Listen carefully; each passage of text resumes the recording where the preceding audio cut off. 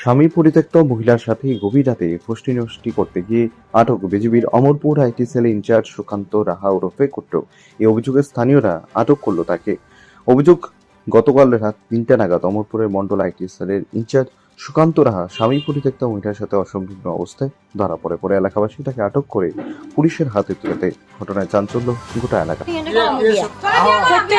যদি মনে করো আমার ভুল আছে তো কইছো, হ্যাঁ ঠিক আছে, ভুল আছে শাসনি ঠিক আছে না না ভুল না ভাই, না ভুল আছে না সে আমি ভাইয়ের বলে দিয়েছি হ্যাঁ তুই কও না এটা কই তুইবে আমি দিয়েছি হ্যাঁ। এই কথাটা আমি স্বীকার করি পাইলার করে ভুল না না এত খুশি তো কিটা কইছো পাইলার করে আমি গেছি